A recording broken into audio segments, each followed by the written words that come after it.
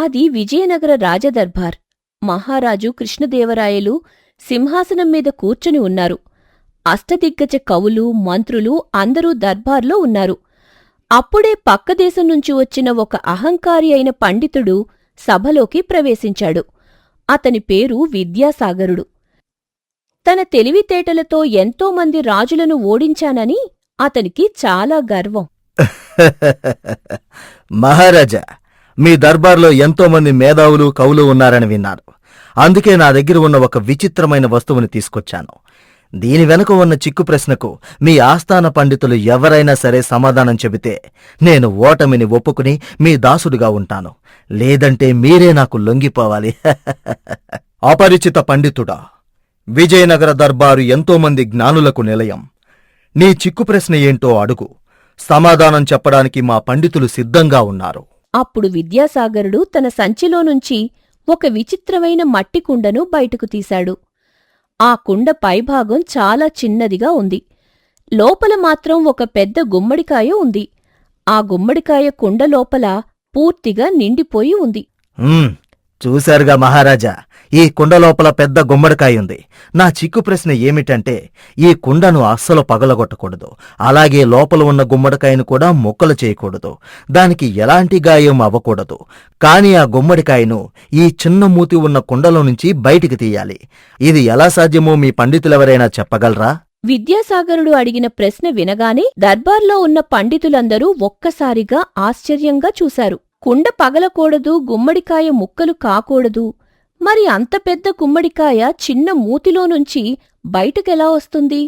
మహారాజు రాయలవారు కూడా ఏం చెయ్యాలో తెలియక వికటకవి తెనాలి రామకృష్ణుడివైపు చూశారు. మహారాజు కృష్ణదేవరాయలు తెనాలి రామకృష్ణుడివైపు చూడగానే వికటకవి చిరునవ్వుతో ముందుకొచ్చాడు. ఆ విచిత్రమైన కుండను, అందులో ఉన్న గుమ్మడికాయను పరిశీలించి చూశాడు. పండితుడా, మీ ప్రశ్న చాలా బాగుంది. దీనికి సమాధానం చెప్పడం పెద్ద కష్టమేమీ కాదు. కాని ఈ గుమ్మడికాయను కుండలో నుంచి బయటికి తీయడానికి నాకు 1 నెల రోజులు సమయం కావాలి. అంతవరకు ఈ కుండను నా దగ్గరే ఉంచాలి. అలాగే రామకృష్ణ, 1 నెల కాదు, ఎంత సమయం తీసుకున్నా సరే కుండ పగలకుండా, గుమ్మడికాయ ముక్కలు కాకుండా బయటికి తీయటం ఎవ్వరి వల్ల కాదు. రామకృష్ణుడు ఆ కుండని తీసుకుని తన ఇంటికెళ్లాడు. 1 నెల రోజులు గడిచాయి. మళ్లీ రాజ్యసభ సమావేశం అయింది. విద్యాసాగరుడు ఎంతో గర్వంగా సభలోకొచ్చాడు. రామకృష్ణుడు కూడా ఒక గుడ్డతో కప్పిన వస్తువును చేతిలో పట్టుకుని దర్బార్లోకి ప్రవేశించాడు. రామకృష్ణ, గడువు పూర్తయింది. ఆ చిక్కు ప్రశ్నకు సమాధానం కనుగొన్నావా? ఆ గుమ్మడికాయను బయటకు తీశావా? అవును మహారాజా. రామకృష్ణుడు ఆ గుడ్డను తొలగించి చూశాడు. అక్కడ ఆ మట్టికుండ అలాగే ఉంది. కాని దాని లోపల ఉన్న గుమ్మడికాయ మాత్రం మాయమైపోయింది. కుండ ఖాళీగానే ఉంది. కుండకు ఒక చిన్న పగులు కూడా లేదు. ఇది చూసి విద్యాసాగరుడి నోట మాట రాలేదు. ఇది ఎలా సాధ్యం? కుండ పగల్లేదు, మరి లోపల ఉన్న గుమ్మడికాయ ఏమైంది?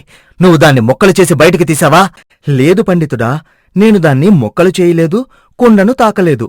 మీరే చూడండి. రామకృష్ణుడు చమత్కారంగా నవ్వుతూ సభలో అందరికీ అర్థమయ్యేలా ఆ రహస్యాన్ని వివరించటం మొదలుపెట్టాడు. పండితుడా, మీ ప్రశ్నకు సమాధానం చాలా సరళమైంది. మీరు కుండను పగలగొట్టకూడదన్నారు, గుమ్మడికాయను ముక్కలు చేయకూడదన్నారు. నేను ఈ రెండూ చేయలేదు. మరి అంత పెద్ద గుమ్మడికాయ కుండలో నుంచి బయటికెలా వచ్చింది? నేను ఆ కుండను నా ఇంటికి తీసుకెళ్లిన తర్వాత మా తోటలో కొత్తగా కాస్తున్న ఒక గుమ్మడి తీగను చూశాను. ఆ తీగకు చిన్న పిందె ఉండటం గమనించాను. ఆ పిందెను మెల్లగా ఆ కుండలోపలికి దూర్చాను. కుండను అక్కడే నేలపై పెట్టేసి రోజూ దానికి నీళ్లు పోస్తూ వచ్చాను. రామకృష్ణుడు చెబుతున్న మాటలను సభలోని వారందరూ ఎంతో ఆసక్తిగా వినసాగారు. ఆ చిన్న పిందె కాస్త 1 నెల రోజుల్లో కుండ లోపలే పెరిగి కుండ పరిమాణమంత పెద్ద గుమ్మడికాయగా మారింది. మీరు నాకిచ్చిన గుమ్మడికాయను కూడా ఎవరో ఇలాగే చిన్న పిందెగా ఉన్నప్పుడు లోపల పెట్టి పెంచుంటారు. నేను చేసిందేంటంటే, ఆ గుమ్మడికాయ ముదిరిన తర్వాత కుండ లోపలే దాన్ని ఎండబెట్టాను. ఎండబెట్టడం వల్ల ఆ గుమ్మడికాయ లోపల పూర్తిగా కుచించుకుపోయింది, చిన్నగా ఎండిపోయింది. ఆ తర్వాత దాన్ని పొడి చేసి మెల్లగా కుండమూతి ద్వారా బయటికి విదిల్చేశాను. ఇదండి అసలు రహస్యం. కుండ పగల్లేదు, మీ గుమ్మడికాయకు గాయం కాలేదు. రామకృష్ణుడి ఉపాయానికి, బుద్ధిబలానికి మహారాజు కృష్ణదేవరాయలు ఒక్కసారిగా సింహాసనం నుంచి లేచి గట్టిగా చప్పట్లు కొట్టారు. సభలోని పండితులందరూ జేజేలు పలికారు. తన తప్పు తెలుసుకున్న విద్యాసాగరుడు తలదించుకున్నాడు. వికటకవి గారు, నా అహంకారం అణగిపోయింది. మీ తెలివితేటల ముందు నా చిక్కు ప్రశ్న చిన్నబోయింది. నన్ను క్షమించండి. అలా తెనాలి రామకృష్ణుడు తన చతురతతో విజయనగర సామ్రాజ్యం పరువును కాపాడి మహారాజు చేత ఘన సత్కారాన్ని పొందాడు. అలా ఆ రోజు గడిచిపోయింది. విద్యాసాగరుడి అహంకారాన్ని అణిచిన తెనాలి రామకృష్ణుడిని ఊరి జనాలు రాజసభలో అందరూ ఎంతో గొప్పగా పొగడటం మొదలుపెట్టారు. అయితే ఆస్థాన పురోహితుడైన తాతాచార్యులవారికి మాత్రం రామకృష్ణుడికి అంత పేరు రావటం అస్సలు నచ్చలేదు. ఎలాగైనా రామకృష్ణుడిని అందరి ముందు తక్కువ చేయాలని ఆయన ఒక కుతంత్రం పన్నారు. మరుసటి రోజు ఉదయం మళ్లీ రాజసభ ప్రారంభమైంది. మహారాజు కృష్ణదేవరాయలు కొలువు తీరారు. అప్పుడు తాతాచార్యులవారు నెమ్మదిగా లేచి నిలబడ్డారు. మరుసటి రోజు ఉదయం మళ్లీ రాజసభ ప్రారంభమైంది. మహారాజు కృష్ణదేవరాయలు కొలువు తీరారు. అప్పుడు తాతాచార్యులవారు నెమ్మదిగా లేచి నిలబడ్డారు. నిన్న రామకృష్ణుడు పరాయి దేశపు పండితుడు అడిగిన ప్రశ్నను సులభంగానే ఛేదించాడు. సంతోషం. కాని అది కేవలం లోకజ్ఞానంతో కూడిన ప్రశ్న మాత్రమే. ఈ రోజు నా దగ్గర అంతకంటే కఠినమైన ఒక అద్భుతమైన శాస్త్ర సంబంధిత చిక్కు ప్రశ్న ఉంది. దీన్ని మన వికటకవిగారు పూరించగలరా అని నా సందేహం. అవునా ఆచార్యులవారు? మీ మనసులో ఉన్న ఆ చిక్కు ప్రశ్నేంటో అడగండి. రామకృష్ణుడు దానిక్కూడా సమాధానం చెబుతాడనే నా నమ్మకం. తాతాచార్యులు ఎంతో గర్వంగా రామకృష్ణుడివైపు చూసి సభ నడిబొడ్డున నిలబడి తన ప్రశ్నను అందరికీ వినిపించారు. రామకృష్ణ, విను. ఈ సృష్టిలో మనం ఏ వస్తువుని కింద పడేసినా అది నేలపైనే పడుతుంది, కాని పైకి వెళ్లదు. గురుత్వాకర్షణ వల్ల సమస్తం భూమి వైపునకే లాగబడుతుంది. కాని నేనడిగే చిక్కు ప్రశ్న ఏమిటంటే, ఈ భూమిపై పుట్టి భూమి మీదే పెరుగుతూ ఎప్పుడూ పైపైకే చూస్తూ ఆకాశం వైపునకు ప్రయాణించే వస్తువొకటుంది. అది నేలను అస్సలు తాకదు, ఎప్పుడూ పైకే వెళ్తుంది. అది ఏంటో నువ్వు చెప్పగలవా? తాతాచార్యులవారు వేసిన ప్రశ్న వినగానే తెనాలి రామకృష్ణుడు అస్సలు కంగారు పడలేదు. ముఖం మీద చిరునవ్వుతో కాసేపు గడ్డం నిమురుకుంటూ ఆలోచించారు. ఆ తర్వాత మహారాజు వైపు తాతాచార్యుల వైపు చూస్తూ నడక సాగించాడు. ఆచార్యులవారు, మీరడిగిన ప్రశ్న చాలా విచిత్రంగా ఉంది. భూమి మీద పుట్టి ఎప్పుడూ పైకే ప్రయాణించే ఆ వస్తువేంటో చెప్పడం పెద్ద వింతేమీ కాదు. అది మన అందరి ఇళ్లలోనూ ప్రతిరోజూ కనిపించేదే. అందరి ఇళ్లలోనూ ఉండేదా? అంత సులభంగా మాట్లాడకు రామకృష్ణ. భూమి మీద పుట్టి ఆకాశం వైపుకు వెళ్లేదేంటో సరిగ్గా సమాధానం చెప్పు, చూద్దాం. ఆచార్యులవారు, అది మరేదో కాదు, పొగ. రామకృష్ణుడు చెప్పిన సమాధానం వినగానే సభలోని వారంతా ఒక్కసారిగా తలలు ఊపటం మొదలుపెట్టారు. రామకృష్ణుడు ఆ సమాధానాన్ని మరింత వివరంగా చెప్పసాగాడు. చూశారా ఆచార్యులవారు? మనం భూమి మీద కట్టెలు పెట్టి మంట వేసినా లేదా దీపం వెలిగించినా ఆ మంట ఎక్కడ పుడుతుంది? భూమి మీదే పుడుతుంది. కాని ఆ మంట నుంచొచ్చే పొగ ఎప్పుడైనా కిందకు ప్రయాణించడం చూశారా? లేదు. ఆ పొగ ఎప్పుడూ పైపైకి లేస్తూ ఆకాశం వైపునకే ప్రయాణిస్తుంది. అది నేలను అస్సలు తాకదు. కాబట్టి మీ చిక్కు ప్రశ్నకు సరైన సమాధానం పొగ. రామకృష్ణుడి సమయస్ఫూర్తికి మహారాజు కృష్ణదేవరాయలు ఎంతో ఆనందించారు. శభాష్ రామకృష్ణ, ఎంతటి కఠినమైన ప్రశ్నకైనా నీ దగ్గర ఎంతో సరళమైన సమాధానం ఉంటుంది. ఆచార్యులవారు, రామకృష్ణుడు చెప్పిన సమాధానం సరైనదే కదా? తాతాచార్యులవారు ఏమీ మాట్లాడలేక అవమానంతో తలదించుకొని నెమ్మదిగా తన స్థానంలో కూర్చుండిపోయారు. సభలోని వారంతా వికటకవి తెలివితేటలను చూసి మరోసారి జేజేలు పలికారు. అలా మరికొన్ని రోజులు గడిచిపోయాయి. ఆస్థాన పండితులు, పురోహితులు అడిగిన ప్రశ్నలన్నిటికీ రామకృష్ణుడు ఎంతో సులభంగా సమాధానాలు చెప్పటం చూసి ఈసారి స్వయంగా మహారాజు కృష్ణదేవరాయలవారికే ఒక కుతూహలం కలిగింది. రామకృష్ణుడి మేధస్సుకు నిజంగానే హద్దులు లేవా, లేక తను కూడా ఛేదించలేని ప్రశ్న ఏదైనా ఉంటుందా అని పరీక్షించాలనుకున్నారు. మరుసటి రోజు దర్బార్ ప్రారంభం కాగానే మహారాజు రాయలవారు సభను ఉద్దేశించి మాట్లాడారు. పండితులారా, కవులారా, ఇప్పటివరకు మన సభలో ఎన్నో చిక్కు ప్రశ్నలను చూశాం. కాని ఈరోజు స్వయంగా నేనే ఒక విచిత్రమైన, అత్యంత కఠినమైన ప్రశ్నను మీ ముందుకు తీసుకొస్తున్నాను. ఈ ప్రశ్నకు మన ఆస్థానంలో ఎవరు సరైన సమాధానం చెబితే వారికి 1000 బంగారు నాణేలతో పాటు నా మెడలోని అమూల్యమైన రత్నాలహారాన్ని బహుమతిగా ఇస్తాను. మహారాజు అంత పెద్ద బహుమతి ప్రకటిస్తూ ఎంతో గంభీరంగా మాట్లాడేసరికి సభలో అందరూ ఉత్కంఠగా వినసాగారు.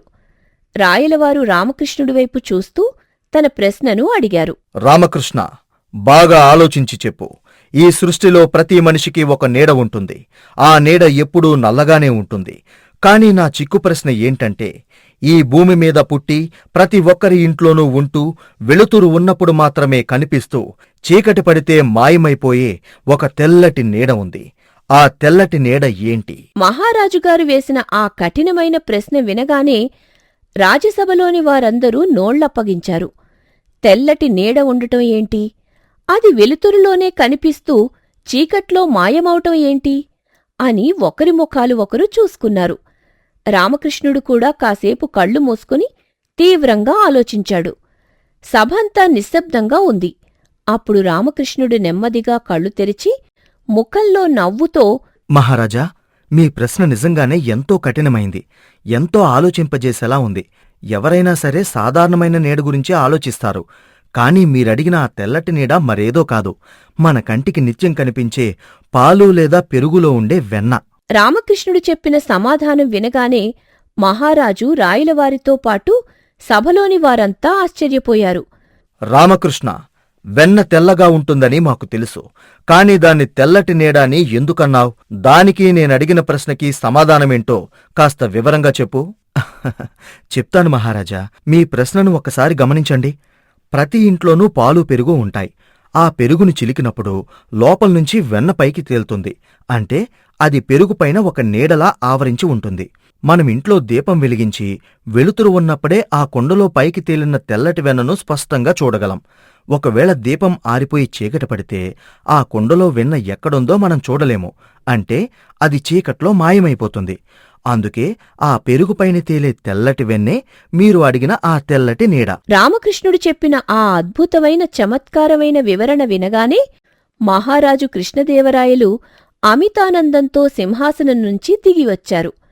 సభలోని వారంతా వికటకవి మేధస్సుకు ముగ్ధులై గట్టిగా చప్పట్లు కొట్టారు. అద్భుతం రామకృష్ణ, అద్భుతం! ఇంతటి కఠినమైన ప్రశ్నకు ఇంత చక్కటి లోకజ్ఞానంతో కూడిన సమాధానం నువ్వు తప్ప ఇంకెవ్వరూ చెప్పలేరు. నీ తెలివితేటలకు నేను మెచ్చాను. మహారాజు రాయలవారు తాను మాట ఇచ్చినట్టుగానే 1000 బంగారు నాణేల సంచితో పాటు తన మెడలోని అమూల్యమైన రత్నాల హారాన్ని తీసి రామకృష్ణుడికి బహుమతిగా ఇచ్చి ఘనంగా సత్కరించారు. అలా వికటకవి తెనాలి రామకృష్ణుడు తన అసాధారణ బుద్ధిబలంతో రాజుగారు వేసిన చిక్కు ప్రశ్నకు కూడా సరైన సమాధానం చెప్పి విజయం సాధించాడు. మహారాజు కృష్ణదేవరాయలు 1000 బంగారు నాణేలు, రత్నాల హారాన్ని అందజేస్తాడు. దానిని అందుకున్న రామకృష్ణుడు ఎంతో వినయంతో రాజుగారికి నమస్కరించి ఒక విచిత్రమైన ప్రతిపాదన చేశాడు. మహారాజా, మీ అమూల్యమైన బహుమతికి ధన్యవాదాలు. కాని నాదో చిన్న విన్నపం. ఎప్పుడూ నేనే ప్రశ్నలకు సమాధానం చెబుతుంటే సభలో ఉన్న మిగతా పండితులకు కవులకు అవకాశం దక్కడం లేదు. అందుకే ఈసారి నేనొక కఠినమైన చిక్కు ప్రశ్న వేస్తాను. ఈ ప్రశ్న రాజుగారైన మీకు కాదు, అలాగే ఆస్థాన పురోహితులైన తాతాచార్యుల వారికి కాదు. వీరిద్దరూ కాకుండా సభలో ఉన్న మిగతా పండితుల్లో గాని లేదా ఈ రాజ్యంలో ఉన్న సామాన్య ప్రజల్లో గాని ఎవరైనా సరే నా ప్రశ్నకు సరైన సమాధానం చెబితే నాకు మీరిచ్చిన ఈ 1000 వరహాలను వారికే బహుమానంగా ఇచ్చేస్తాను. రామకృష్ణుడు అలా అనగానే రాజసభలోని పండితులందరిలోనూ ఒక్కసారిగా ఆశ, ఉత్సాహం పెరిగాయి. 1000 బంగారు వరహాలంటే సామాన్యమైన విషయం కాదు. రాజుగారు, తాతాచార్యులు కాకుండా ఎవరైనా సమాధానం చెప్పొచ్చు అనడంతో అందరూ ముందుకు జరిగి కూర్చున్నారు. చాలా మంచి ఆలోచన రామకృష్ణ.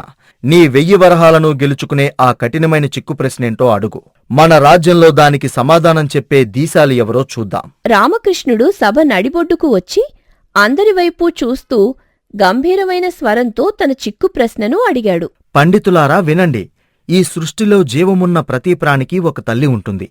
తల్లి లేకుండా ఏ జీవి పుట్టదు. కాని నా చిక్కు ప్రశ్న ఏంటంటే, ఆమెకు ఒక కొడుకున్నాడు. కాని ఆ కొడుకును కన్న తల్లికి మాత్రం ఈ సృష్టిలో అసలు తల్లిదండ్రులే లేరు. ఆమె ఎవరో కాదు, ఒక కన్య. ఆ కన్య అయిన తల్లి ఎవరో, ఆమె కొడుకు ఎవరో? రామకృష్ణుడు అడిగిన ఆ విచిత్రమైన ప్రశ్న వినగానే సభలోని పండితులంతా ఒక్కసారిగా నిశ్శబ్దమైపోయారు. కన్న తల్లికి తల్లిదండ్రులు లేకపోవడమేంటి, ఆమె కన్య కావడమేంటి అని ఒకరి ముఖాలొకరు చూసుకుంటూ బుర్రలు బద్దలు కొట్టుకోసాగారు. 1000 వరహాల మూట కళ్ల ముందు కనిపిస్తున్నా ఎవ్వరికీ ఒక్క ముక్క కూడా అర్థం కాలేదు.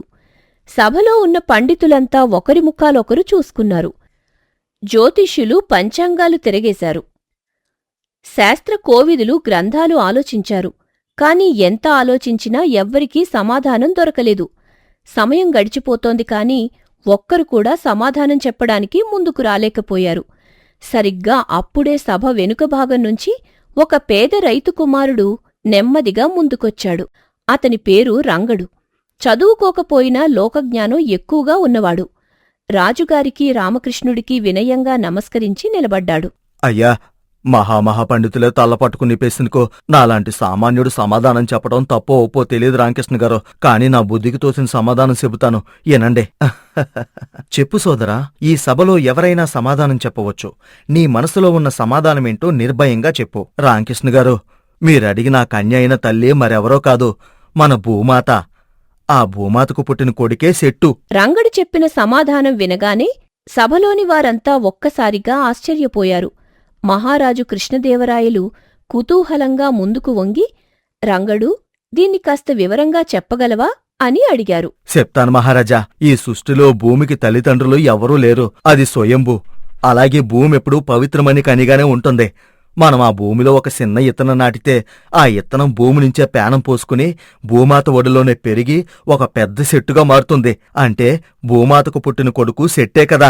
అందుకే తల్లిదండ్రులు లేని కన్య అయిన ఆ తల్లి భూమి, ఆమె కొడుకు శెట్టు. రంగడు చెప్పిన ఆ అద్భుతమైన సమాధానం వినగానే తెనాలి రామకృష్ణుడు ఎంతో సంతోషంతో గట్టిగా చప్పట్లు కొట్టాడు. సభ మొత్తం జేజేలతో మారుమోగిపోయింది. చూశారా మహారాజా, జ్ఞానమనేది కేవలం చదువుకున్న పండితుల దగ్గరే కాదు, ఇలాంటి సామాన్య ప్రజల లోకజ్ఞానంలో కూడా ఉంటుందని ఈ రంగడు నిరూపించాడు.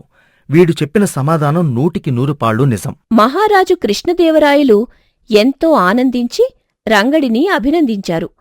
రామకృష్ణుడు తాను మాట ఇచ్చినట్టుగానే రాజుగారు తనకు బహుమతిగా ఇచ్చిన ఆ 1000 బంగారు వరహాల సంచిని, రత్నాల హారాన్ని స్వయంగా రంగడికి అందించి ఘనంగా సత్కరించాడు.